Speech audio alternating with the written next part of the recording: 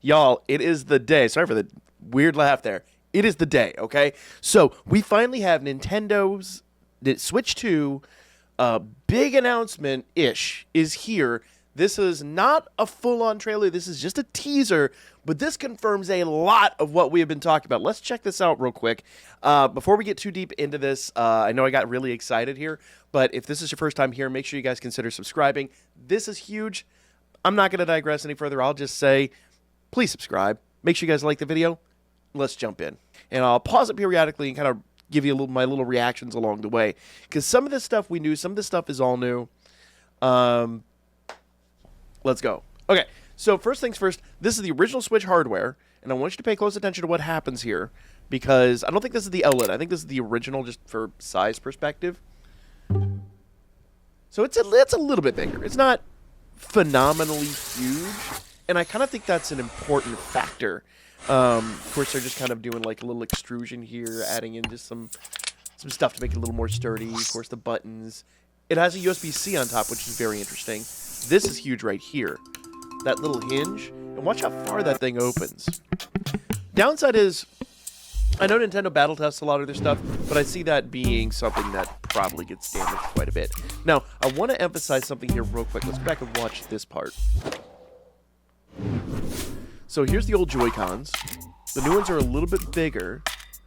Now, when we initially got the Genki video on this, it looked like there were little attachments that went on the back of it. But apparently that's a Genki thing. That is not necessarily on the official Switch. Also, there's all the buttons and everything like that. It looks like it's a little bit bigger for... Which is nice. Like, if you've ever tried to play Mario Kart or whatever with just the Joy-Con itself, I got kids, and we have a limited number of controllers, so sometimes you just wind up with that little thing. Looks like it's a little bit bigger, a little bit more robust. The big thing people are wondering is Joy-Con drift has been rectified. And unfortunately, this does not confirm nor deny whether or not that is a thing. So we do not know. We absolutely do not know. There's that little, I don't know what that is, but it's a little, it looks like it's either probably something for the port that it goes into the Switch at. But we did see that in the Genki video. Looks like there's a specific like connector. You kind of, my finger's getting cut off here. There's a little connector up here. This right here is the actual port where they kind of lodge in. And it looks like now there's, you know, some extra ports right here for extra control or extra probably power resources or whatnot. And there is this additional button right here, but only on the right-hand side, it seems. So very interesting that. But sleek, it's all black with the actual like color being around the actual thumbstick itself, which is really nice. But all in all, just an upgrade from the actual Switch, which is really super cool. We've seen this. That'll all make sense. But everything that we've seen. Oh, let's go back here for the underside of them real fast. So let's see if we can get the good shot of the outside there. So here you can see the R button and the ZR button.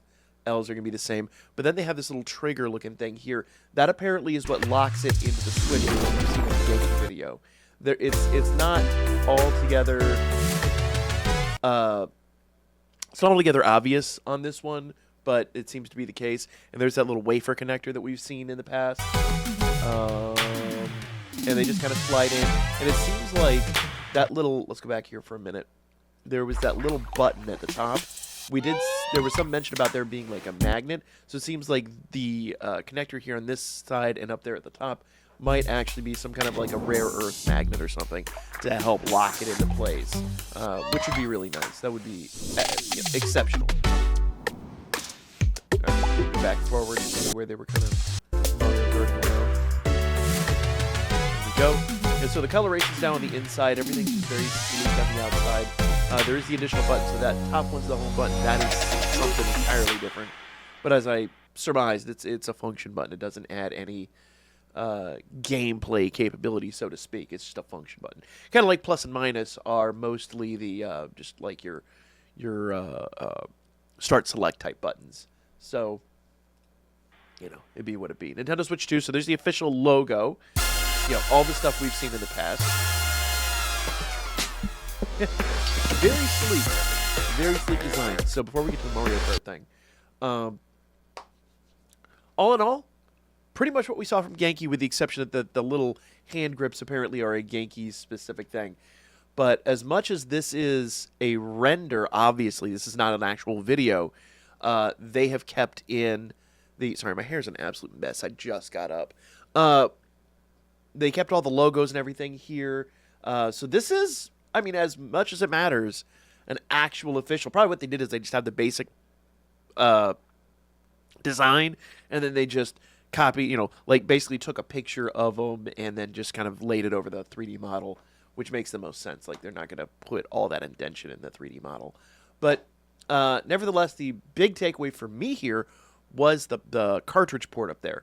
So we have seen a lot of stuff on this. The cartridges themselves do not look any different. They will say there will be some Switch 2 exclusive stuff. Now, look how smooth the screen is. I do not think we are getting a 60p screen. I don't think it's going to be a thing. It might be a 1080p screen, but I don't think we're getting a full 60 frame screen on the Switch itself. So just bear that in mind.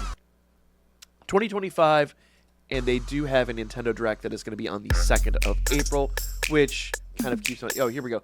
So Nintendo Switch 2 plays both physical and digital Nintendo Switch games. This is a huge one, Pokemon people out there. Plays both physical and digital Nintendo Switch games, which means your apps like Pokemon Home should day one be able to transfer over to this device, which is immense. That is huge. Absolutely huge. Details will be shared on the Nintendo website later. So, I mean, okay, let me rephrase that. Speculatively, day one you can download Home. Nintendo may have to do some work on it, may not be compatible right out of the gate, or there might be limited compatibility with other games, but it seems like that might be the case. So, physical cartridges look like they're not much different. I mean, they're using Mario Wonder here, but that's not even Mario Wonder. Which one is that? That's because Wonder's the elephant. Doesn't matter. They're using one of the regular Switch Mario games. Switch 2 games cartridge-wise, there's no reason to change it up.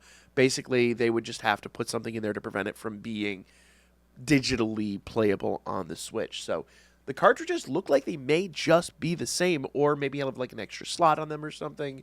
But close enough that it doesn't matter. So for those of you that were looking for like the proper Scarlet and Violet experience, Switch 2 is probably where you want to actually go play that now. It'll fix a lot of the frame rate drops and things like that. I've been doing a lot of shiny hunting in the game, and lately I've noticed some bad frame rate issues, but not anything that I ever thought made it unplayable. But when you're shiny hunting some of the water Pokemon, it gets dicey. So the big thing I kind of wanted to talk about with this was Legend ZA. There was all this talk about Legend ZA. I thought it'd be a Switch 2 exclusive. I personally thought that would kind of make the most sense. And I apologize, I can't find the comment right now, but someone commented the other day that according to Terra League, Legend ZA was going to be Nintendo Switch, not Switch 2. And it seems like that may be the case. If this is dropping in April and we are indeed getting the remake and ZA the same year, that seems to be the latest speculation. Legend ZA may be playable on the original Switch, but I'm warning you guys right now, it is going to be an absolute dog. It is going to be bad. So if Legend ZA does drop on the Switch, be kind. It's not. That is not the proper way to play it.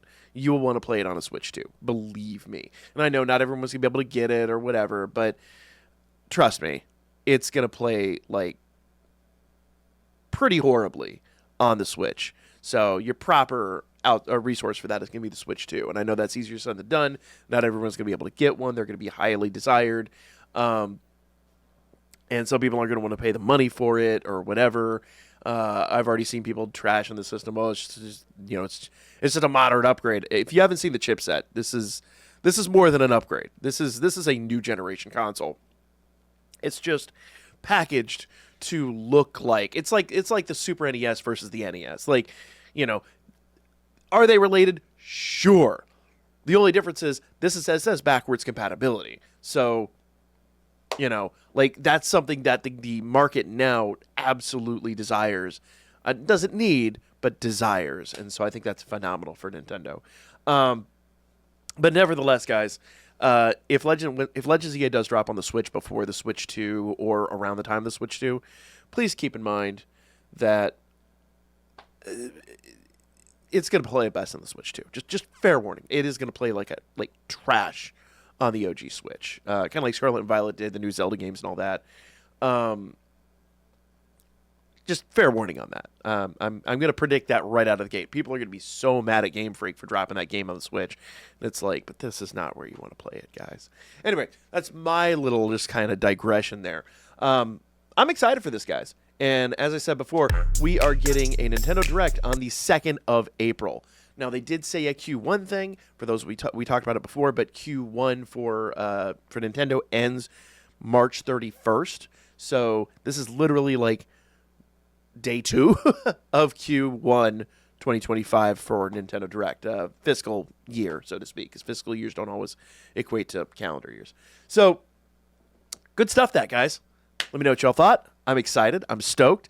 If you just think it's a cosmetic improvement, do the research. It's not. It absolutely is not. We've covered it multiple times. One thing I think is really cool, and it's kind of a geopolitical thing, but the fact that this is going to have South Korean hardware in a Japanese console is like... but if you don't understand that, it's all good. I understand. That is... I'm a big Samsung fanboy. I mean, I've had almost nothing but Samsung phones since smartphones were a thing. So I think that is super cool. I love it, and I cannot wait for this product. Love to hear your comments, and we'll talk to you real soon.